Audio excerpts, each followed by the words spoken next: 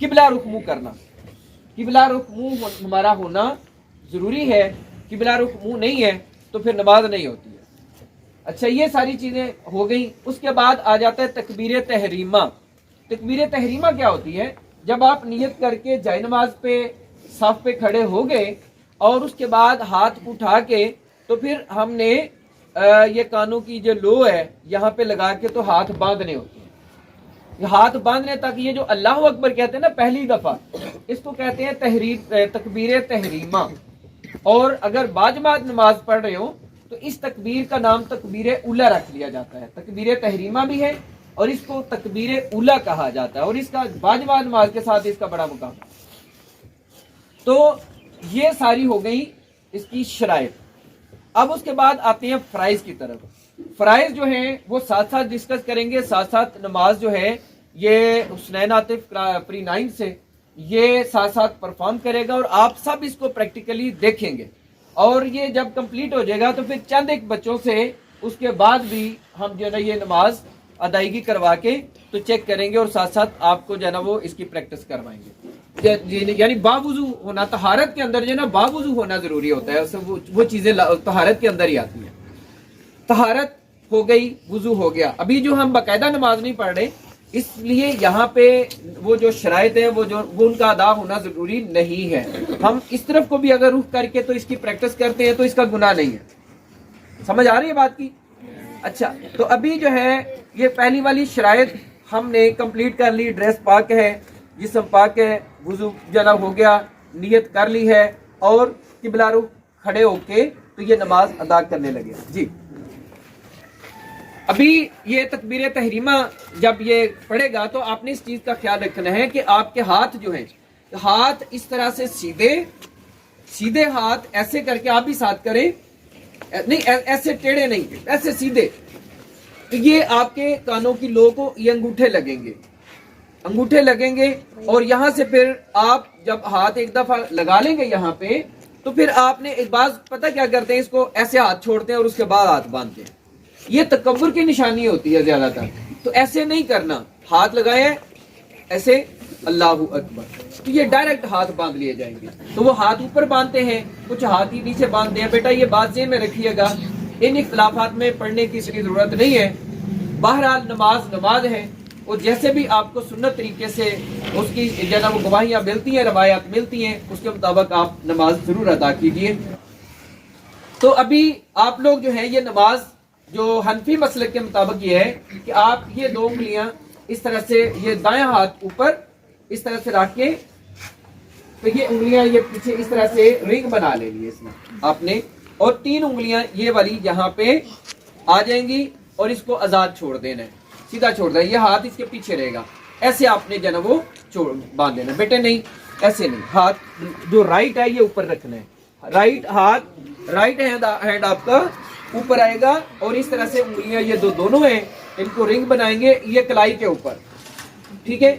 और ऐसे हाथ ये इसको उंगलियां 3 उंगलियां इसके ऊपर आ जाएंगी और इस तरह करके आप हाथ बांध लोगे। नहीं बेटे ये देखो मेरी तरफ देख, ऐसे, हाँ ऐसे करके ये 3 उंगलियां, ओके। आपका राइट वाला ऊपर रहना चाहिए ऐसे, हाँ शाबाश, राइट वाला आपको, चलो आपका कोई नहीं मसला। नहीं बेटे ये वाला, ये राइट है, ये ऊपर रखना है और ये उंगलियां ऐसे और ये 3 उंगलियां ऐसे, ओके। बात समझ आ रही है आपका? ओके ठीक है, आप भी करो ना, मैं देखूं तो सही। आप करें उसी तरह से, 3 उंगलियां ऊपर है, 3 उंगलियां ऊपर है। ये अंगूठी जो छोटी है उंगली है ये नीचे पीछे आ जाएगी ऐसे, शाबाश। और इसके बाद पाँव का जो दरमियान में फासला है ये उलमा कहते हैं कि ये 4 उंगलियां इतनी, ठीक है। ये यहाँ पर भी इख्तलाफ है लेकिन हम एक को डिस्कस कर रहे हैं, ठीक है। और ये इस 4 उंगलियों से ज्यादा है। बाज़ उलमा ये कहते हैं कि आप उतना पाँव खोलें कि आप इजी हो, ज्यादा खोलेंगे तो भी इजी नहीं है और आप ज्यादा थोड़ा फासला रखेंगे तो भी इजी नहीं है। आप प्रैक्टिस करके देख लें। तो जब आपका दरमियान में फासला तकरीबन इतना 4 उंगलियों के बराबर होता है तब आप इजी होते हो। तो इजी जिस तरह से आपसे खड़ा हुआ जाता है उस तरह से होना है।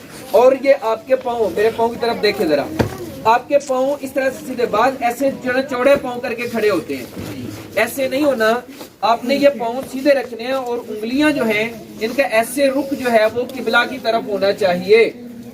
ہمارا ایک ایک جسم کا حصہ اس کا رخ قبلہ کی طرف ہونا ضروری ہے. تو قبلہ رخ آپ دیکھ رہے ہیں پیچھے حسنین بھائی کے جو پاؤں ہیں یہ بالکل سیدھے ہیں اور یہ کھڑے ہو گئے ہیں. تو تکبیر تحریمہ ہو گئی، ہاتھ باندھ لیے. جی ہاتھ باندھیں گے. اب یہ آپ کا ہاں ایسے، اب یہ کھڑے ہو گئے. یہاں پہ کھڑے ہو کے جو سورہ فاتحہ پڑھی جاتی ہے، قرات جو ہے نا وہ اس کے اندر جو ہے نا وہ فرائض کے اندر آتی ہے. تو قرات جو ہے یہ اس میں سورہ فاتحہ لازمی ہے، اور اس کے بعد کوئی سورت جو ہے نا اس کی 3 آیات یا پھر کوئی چھوٹی سورت، بڑی سورت کی 3 آیات پڑھی جا سکتی ہیں اور کوئی جو ہے نا یا پھر چھوٹی سورت کوئی پڑھی جا سکتی ہے. یہ لازم ہے فرائض کی پہلی 2 رکعتوں کے اندر. باقی نوافل پڑھتے ہیں، سنتیں پڑھتے ہیں، اس کے اندر ہر رکعت میں آپ نے جو سورہ فاتحہ کے بعد سورت پڑھنی ہوتی ہے. صرف فرضوں کے اندر دوسری 2 رکعتیں جب پڑھیں گے تو اس کے اندر دوسری 2 رکعتوں میں صرف سورہ فاتحہ پڑھیں گے، اس کے بعد جو سورت ہے قل ھو اللہ یا جو بھی آپ پڑھتے ہو وہ نہیں پڑھی جائے گی. یہ کھڑے ہو گئے. اس کے بعد یہ کریں گے رکوع. ٹھیک ہے، رکوع فرض ہے. جی بیٹا رکوع کیسے کریں گے؟ رکوع آپ ہاں نہیں ایسے نہیں ہے، ہاتھ آپ کے یہ جو ہے یہ گھٹنوں کو پکڑیں گے، یہ ایسے. جو آگے والے جھک سکتے ہیں، جو پیچھے والے جھکا نہیں جا سکتا وہ پیچھے تھوڑی جگہ بنا کے چیک کریں. آپ گھٹنوں کو آپ ایسے پکڑیں گے، انگلیاں کھول کے ایسے. سمجھ آ رہی ہے؟ ابھی کرو. ہاں بیٹے گھٹنوں کو ہاں بالکل گرپ کریں اور اس کے اوپر آپ نے وزن ڈال دینا ہے. اور نہیں پیچھے والے نہ کھڑے کریں نا، جن سے نہیں جھکا جا رہا وہ نہیں کریں گے. یہ کر لیے پریکٹس. اب آپ نے غور کرنا ہے کہ بعض نا یہ گردن کو ایسے جھکا دیتے ہیں، یہ گردن کو ایسے جھکا دیتے ہیں، اس طرح بھی ٹھیک نہیں ہے. کئی اس کو زیادہ اس طرح سے اوپر کر کے رکھتے ہیں، اس طرح بھی ٹھیک نہیں ہے. یہ آپ کی اس کمر کے لیول پہ ہونا چاہیے. ٹھیک ہے. بعض جو ہے نا وہ کرتے ہیں رکوع کرتے ہیں تو ان کونیوں کو ایسے ترچھا کر کے تھوڑا سا ڈھیلے چھوڑ کے تو ایسے زیادہ نیچے ہو جاتے ہیں. یہ بھی غلط ہے. تو آپ نے اس طرح سے بھی نہیں کرنا. یہ کونیاں بالکل سیدھی ہوں گی اور آپ کی یہ جو گردن اور کمر یہ ایک لیول پہ ہوں گے، اور آپ کی نظر جو ہے آپ جب یہ رکوع کریں گے تو رکوع کے دوران 3 تسبیحات پڑھنی ہوتی ہیں. کون سی؟ سبحان ربی العظیم. یہ 3 دفعہ پڑھنی ہے. 3 دفعہ کم از کم 5 دفعہ 7 دفعہ بھی پڑھا جا سکتا ہے طاق اعداد میں. اچھا اس کے دوران آپ کی نظر کہاں پہ ہوگی؟ آپ کی نظر جب آپ نے قیام کیا، یہ قیام تھا، قیام فرض ہے، قیام کے دوران آپ کی نظر جو ہے یہ سامنے زمین پر ہوگی. اور تصور یہ کریں کہ یہ مٹی ہے، یہ زمین ہے، ہم مٹی سے بنے ہیں اور اسی مٹی کے اندر ہم نے مر کے اس کے اندر دفن ہونا ہے. یعنی ہم اپنے ساتھ اس مٹی میں کچھ نہیں لے کے جائیں گے. اس کے ساتھ ہماری نماز کے اندر خشوع پیدا ہوگا. اور یہ جب آپ رکوع کرتے ہیں تو پھر آپ کی نظر آپ کے پاؤں کے انگوٹھے جو ہیں ان کے نیل کے اوپر ہوں گے. اور آپ کو پتا ہونا چاہیے کہ جب انسان کی جان نکلتی ہے تو پاؤں کے انگوٹھوں کے جو ناخن ہے وہاں سے جان نکلنی شروع ہوتی ہے. تو یہ نظر رکھنے کا مطلب یہ ہے کہ ہم اپنے آخرت کو ساتھ ساتھ یاد رکھیں. تو ہماری جان یہاں سے نکلنا شروع ہوگی. اس لیے بڑے ہی اچھے انداز میں ہم نے نماز پڑھنی ہے. تسبیحات پڑھی، اس کے بعد ہم کہیں گے سمیع اللہ